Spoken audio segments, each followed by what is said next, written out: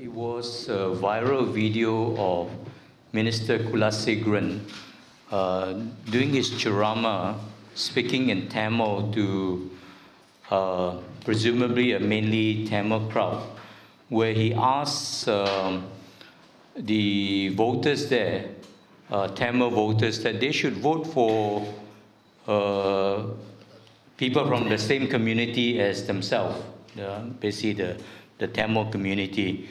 And I think we looked at that carefully and decided not to call it an election offense, because the Section 4A of the Election Offences Act, where it talks about offences of promoting feelings of ill will and hostility, it says is to promote feelings of ill will, discontent and hostility between persons of same race or different races, or the same class or different classes.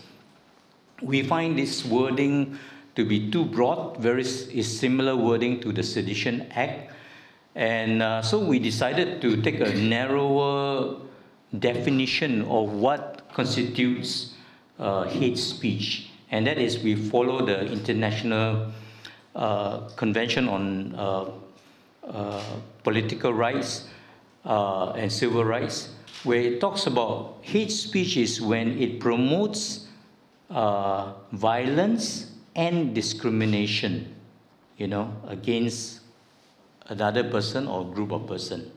So in this case, I think, though it is very distasteful, I have to say very distasteful what was said by Minister Kulasegaran, we decided not to call it an election offense. But nonetheless, I think we are extremely disappointed that a minister would use such tactics to fish for votes, to win votes, using appealing to ethnicity and race. I would say that, under New Malaysia, if this is really New Malaysia, there should be a moving away, totally abandoning the use of race and religion to try to win votes. So we are extremely disappointed with what was said by Minister Kulasegaran.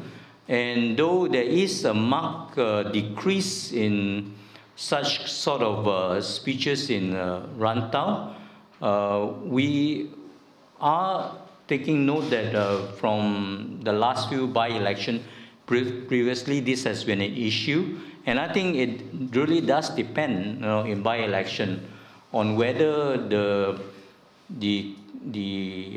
constituency profile, what the constituency profile is. As we saw, Rantau is quite a mixed seat, quite a large number of non-Malay, non-Muslim, and therefore could explain the lowering of the less use of race and religion.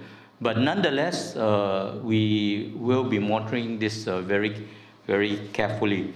Overall, I want to agree with what was said by our friend from Tinda and Engage, that we continue to see an increase in election offences in the last few by-election. And I would put it down squarely to the inaction or lack of action by the authorities, the Election Commission, the MACC, and the police. To date, from the first by-election after G14, Sungai Kandis until Rantau, there probably has been over 1,000 recorded offences, and yet not a single action has been taken. Now, we do not know whether, so the police need to come clean on this, all right? Tell us the status of the investigation. If there is no further action, why? Or if there has been further action, investigation paper has been submitted to the Attorney General, then the Attorney General office need to explain why no action has been taken. The result of no action taken is the sense of impunity All right, all these political parties and candidates go about, breaking laws with impunity. Now, can you imagine that with other laws, traffic law? If one day we decided, because there's no traffic police around to fine us, we just break all traffic rules, red light, speeding, and seat belt and everything. Can you imagine a situation like that? It will be chaos, and that's actually what is happening with our election. The laws are there, it's quite clear, but nobody is really bothered with it. We see an increase of these offenses.